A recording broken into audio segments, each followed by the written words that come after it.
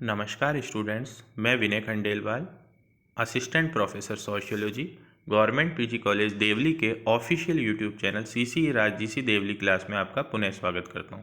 अपने पिछले लेक्चर में मैंने बीए पार्ट फर्स्ट के paper first principle of sociology अर्थात समाजशास्त्र के सिद्धांत की पाठ्यक्रम विवेचना की थी।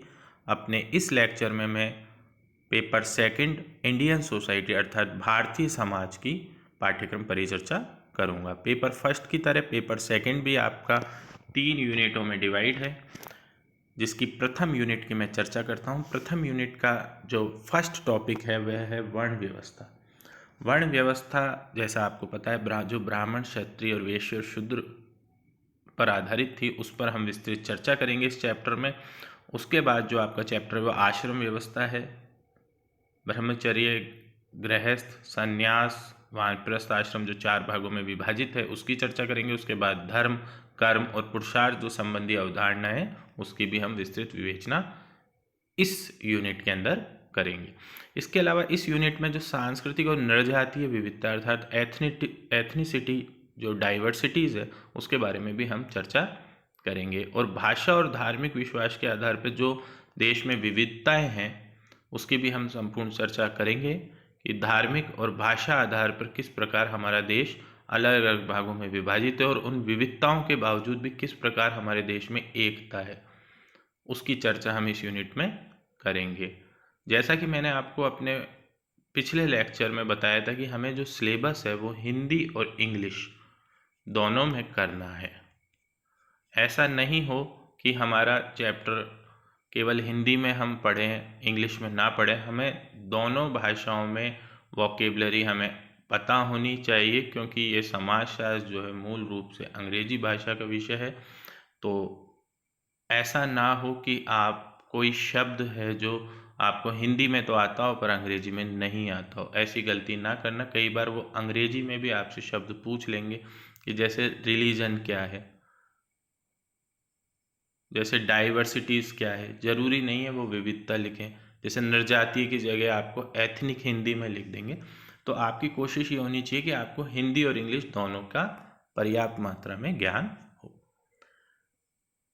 इस पेपर की सेकंड यूनिट भी अपने आप में बहुत अधिक महत्वपूर्ण है। इस यूनिट में हम भारतीय समाज की जो संरचना और संयोजन है अर्थात गांव और नगर, क्योंकि भारतीय समाज में जो संरचना में जो सबसे इम्पोर्टेंट पार्ट और यह सबसे जो बेसिक यूनिट है, सभ्यता का जहाँ आरंभ हुआ एक तरीके से वो गांवों से हुआ और नगर में बहुत तेजी से हुआ। तो जो सबसे छोटी यूनिट हुई समाज की वो हो गई स्ट्रक्चर वाइज गांव। उसकी हम चर्चा करेंगे, गांव क्या होता है, क्या गांव के लिए क्या होना जरूरी है। उसके बाद हम चर्चा करेंगे नगर पर। इसके अलावा जनजाति जिन्हें हम आदिवासी भी कहते हैं, जो हमारे देश में बहुत महत्वपूर्ण योगदान रखती है, उसकी भी चर्चा करेंगे। उसके अलावा ग्रामीण नगरीय सातत्य अर्थात हम देखते हैं ना तो गांव पूरी तरीके से खत्म हुए ना पूरी तरीके से नगर विकसित हुए, तो इनके बीच की भी एक अवस्था है जिसे हम ग्रामीण नगरीय सातत्य या अंग्रेजी में रूरल अर्बन ट्राइब या रूरल अर्बन लिंकेज भी कहते हैं। इसके अलावा हम अगले चैप्टर में कमज़ोर तबका अर्थात वीकर सेक्शन, जिसके अंतर्गत हम दलित वर्ग, महिलाएं, अल्पसंख्यक सभी को शामिल कर सकते हैं। और इसके अतिरिक्त एक अल्पसंख्यक समुदाय पर भी अपना एक चैप्टर है माइनॉरिटीज़, जो माइनॉरिटीज़ किसी भी आधारित पे हो सकती है। माइनॉरिटीज़ का अर्थ है जो संख्या में कम हो, अब चाहे वो धर्म के आधार पर हो, भाषा के आधार पर हो, जिनकी संख्या कम हो वो माइनॉरिटीज़ का उदाहरण होती है। जैसे भारतवर्ष के हम संदर्भ में हम देखें तो जैसे सिख, जैन, मुस्लिम, ये सब माइनॉरिटीज़ है। उसी प्रकार से पाकिस्तान में हिंदू माइनॉरिटीज़ है अर्थात जिनकी संख्या कम हो। ये तो धार्मिक आधार पर, भाषाई आधार पर भी माइनॉरिटी हो सकती है। इसके अलावा जो यूनिट सेकंड में जो एक चैप्टर है भारतीय समाज की आधारभूत संस्थाएं, ये एक ऐसा चैप्टर है जो शायद न केवल विश्वविद्यालय परीक्षाओं बल्कि प्रतियोगी परीक्षाओं की दृष्टि से भी बहुत अधिक महत्वपूर्ण है और समाजशास्त्र की एक प्रकार से नींव है। इसे हम मूल रूप से सामाजिक मानवशास्त्र के अंदर अध्ययन करते हैं, सोशल एंथ्रोपोलॉजी में, पर यहाँ पर आपकी भारतीय समाज के संदर्भ में भी इसकी विवेचना की गई है। विवाह, परिवार और धर्म और नातेदारी, ये एक दूसरे से जुड़ी हुई है। परिवार से विवाह, विवाह से नातेदारी और फिर धर्म, ये आपस में एक तरीके से संयोजन बना के रखती है और बहुत ही इंपॉर्टेंट है। Kinship, family, marriage and religion. आपसे एग्जाम में ये भी पूछा जा सकता है किनशिप क्या है, तो इसीलिए आपको, जैसा मैं कह रहा हूँ कि जो बेसिक टर्मिनोलॉजी है सोशियोलॉजी की, वो आपको हिंदी और अंग्रेजी दोनों में पता होनी चाहिए। अब हम चर्चा करते हैं यूनिट थर्ड। यूनिट थर्ड में है जाति तथा वर्ग, कास्ट एंड क्लास।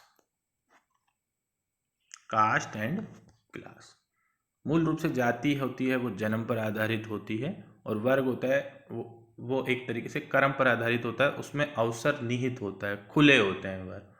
और जाति जैसा आपको पता है जन्म से ही हमें मिल जाती है, अर्थात कोई व्यक्ति निम्न जाति का हो सकता है पर वो उच्च वर्ग में प्रवेश कर सकता है अपने कर्म पर आधारित।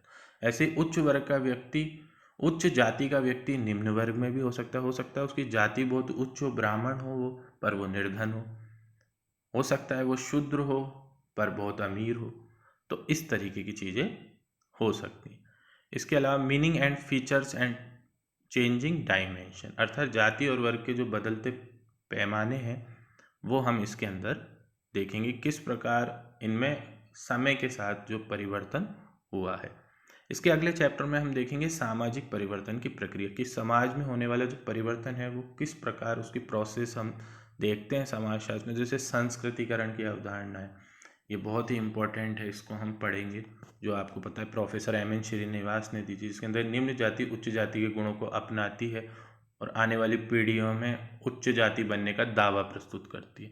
इसकी हम विस्तृत विवेचना करेंगे। इन्होंने ये मैसूर में जो ये अवधारणा दी थी। इसके अलावा पश्चिमीकरण, पश्चिम में अंधानुन प्रवृत्ति को अपनाना, पूरी तरीके से पश्चिम की प्रवृत्ति को अपनाना पश्चिमीकरण कहता है। इसी प्रकार ग्लोबलाइजेशन, भूमंडलीकरण, इसकी भी हम चर्चा करेंगे। इसके अलावा भारत में नियोजित परिवर्तन तथा रूपांतरण, किस प्रकार भारत में प्लान चेंज हुआ है, ट्रांसफॉर्मेशन हुआ है इंडिया का, उसकी भी हम चर्चा इस अध्याय में या इस यूनिट के अंदर करेंगे। जैसा कि पेपर फर्स्ट में आपको मैंने बताया कि 3 यूनिट है A B C. A unit में 10 प्रश्न करने हैं आपको जो अनिवार्य है, प्रति प्रश्न 2 अंक का, टोटल 20 अंक के।